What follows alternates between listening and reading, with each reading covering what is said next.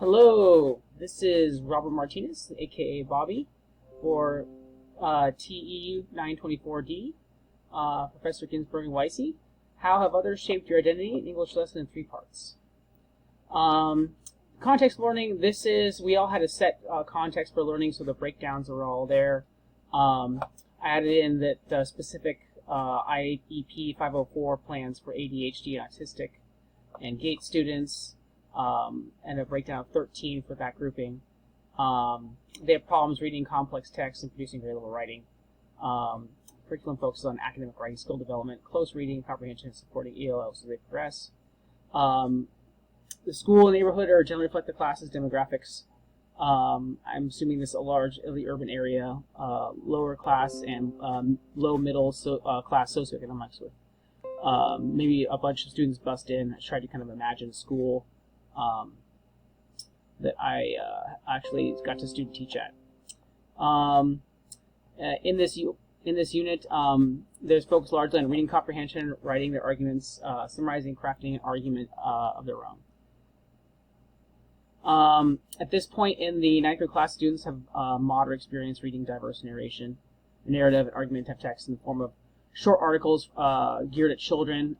They already have covered the 2 author sources and become familiar with academic vocabulary associated with it. I am doing a close read during my lesson. They've kind of previewed it for this lesson and have had the vocabulary words given to them, the academic vocabulary words given to them, but we haven't actually reviewed it yet, so that's where the lesson will start. They have written, we have written summaries and opinion responses to 2 articles in preparation for this writing assignment. The point of this 3-day lesson is to review the articles for evidence to quote and use for their formative assessment. It's not the final project of the unit, which is to address the topic focusing on the ability to consider multiple sources at once.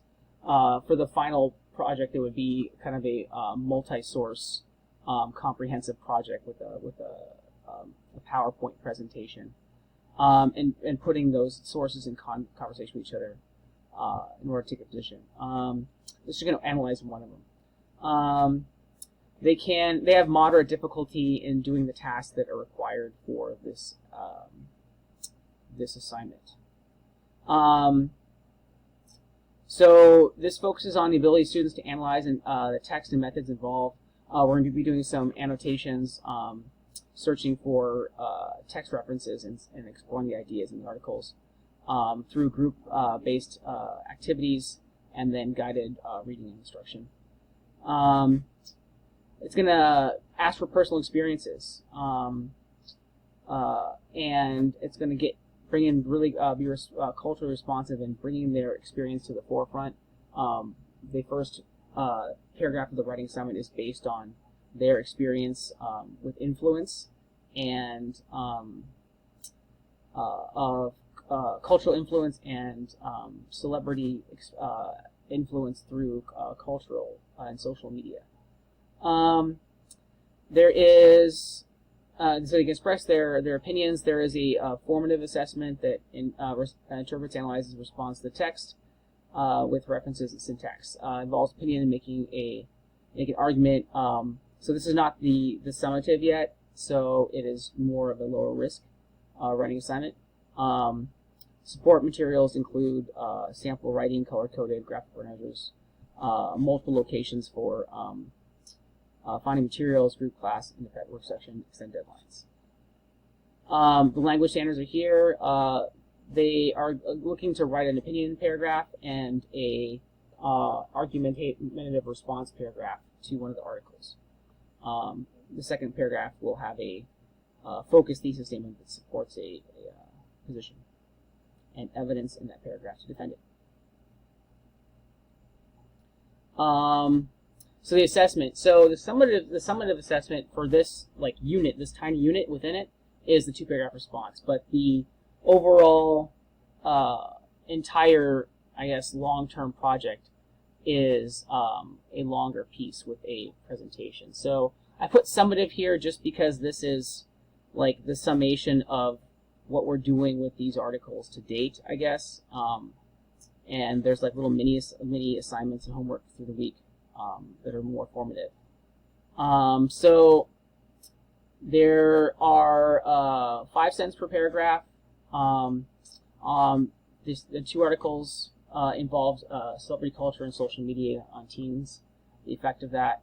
The first paragraph is going to describe how celebrity and social media affect them, their community and their culture. I gave them some examples of what they could talk about, and then for them to talk about somebody that has influenced them in positive ways, and that could be from anywhere in their community. I kept it to community because I wanted to keep the celebrity influence more towards the response paragraph, the second response paragraph, where they have to do references to the text. And then the second paragraph is to write an article that responds and write a thesis statement that takes an opposing viewpoint to the article they choose. One article is a pro, one article is a con of this issue. And then use 2 quote evidence pieces to defend their position. The rubric is available for your review. It is a color-coded 3-part breakdown where I think the highlight of this is that the top level point awarding is exceeding the requirements. So meeting requirements is here, and then exceeding is one above. So this will be motivational to all the students, but particularly to the advanced or GATE students. And those are color-coded right there. All right, so we've got the rubric there. Text complexity. It was the first article was a Guardian article in the Guardian newspaper online that is at the higher end of their vocabulary, or I would say the higher end. I guess it was a low level 9th grade. The second one was deceptively complex, which is slightly above 9th grade. So this will be a motivation for all students, but particularly again for GATE students to focus on this article if they want more of a challenge. Here are the sources for that. And then the short article, shorter with more difficult vocabulary and syntax, will have a vocab list and guide reading checklist and scaffold supports. Here's the day-by-day breakdown. The first day is a warm-up writing about how someone influences them in a positive manner. Then they're prepped for a group discussion with their rules for group discussion, a question sheet so they can fill out some discussion questions as they go forth in their conversation. They're working to talk about the students' influences from the community and then from pop and celebrity culture and other world cultures. So they will have a sheet that lists those 3 things in a chart and the influences, both positive and negative. And it's a cultural exchange, allowing them to demonstrate an exchange with culture. Although our class is 83% Hispanic. But still, there are all variations within Hispanic culture, of course, speaking from experience as I'm half Hispanic. They get together, discuss their group work, noting similarities and differences, in what ways they're introduced to both the text for the week. Teacher reviews the academic vocabulary again. They're going to do a vocab exercise with the T-chart. I close read the Guardian article with them, asking them to highlight, annotate their articles as teacher does it on screen. Models close reading. I'm checking their annotations and highlights as a way to check for understanding. And then they will perform that task again on the second article they're expected to read for close reading. Teacher introduces main assignment with the rubric, and then they are asked to, in addition to do the close reading and annotations and highlights, to bring a multimedia representation of or a classroom of an artifact of their culture to the classroom and how that influences them. They have an exit ticket each day. Second day collects homework. Present to their group what they found. They get back in their groups and present what they brought from home or what they found online for a cultural multimedia representation. It could be a picture, a video, an item from home to represent their culture and how it influences them. We pivot then to the sample paragraphs, so I'll have color-coded, differentiated paragraphs and annotations for them on what a sample paragraph for their assignment looks like. color coding each section, what's expected in each section. And then I model how to use it, and then model the writing of a sample sentence, sample thesis. And then they get to write their opinion paragraph. Then we'll have time at the end of class to revise it a little bit, and they're going to bring the rough draft complete of both paragraphs due the next class. Last day, students get in groups, share their paragraphs, some peer review workshop, and then the rubric is presented again. They're going to exchange with a partner and assign a grade, and then I will visit the groups, check for understanding, work with individualized students, and then they have revised time, and then there is due next class, and they have another exit slip. Here's the scholarship. Geneva Gay actually was really handy for a lot of things. I also found Krasnov fairly useful. This interview was short, so I didn't get much out of it. I have to go back and read.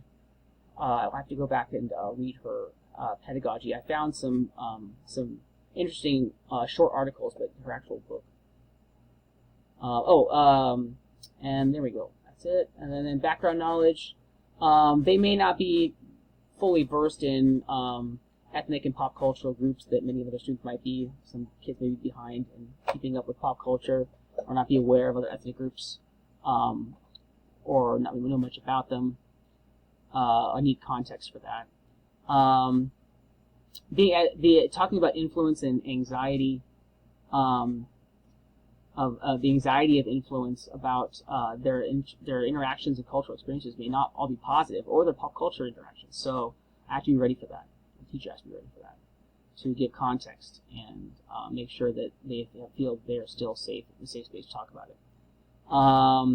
They have a little bit of background on thesis and opinion, and it's going to be a challenge, but my lessons are designed to mitigate that challenge. There's the vocabulary. A few from both articles. Differentiated instruction and scaffolds, the transition word reference guide, annotated versions, the ADHD, ELL, and autistic students were the focus. There were several also for GATE, scaffold or rubric, the exit slips for everybody, to check for understanding, and prime students for the next day's or the assignment and the next day's lesson. Color-coded writing prompt, extendable deadlines I wanted to include in case there was anxiety there, lower stakes writing. And then extended peer interaction focused on critiquing benefit struggling students because they have a variety of inputs. Okay, why do CRP? Demographics are shifting pretty quick. We need to keep up with that. I just laid out some truth there as far as like passing 50% multicultural households in America by mid-century. Creates a positive community, helps them be better learners, better students, better people.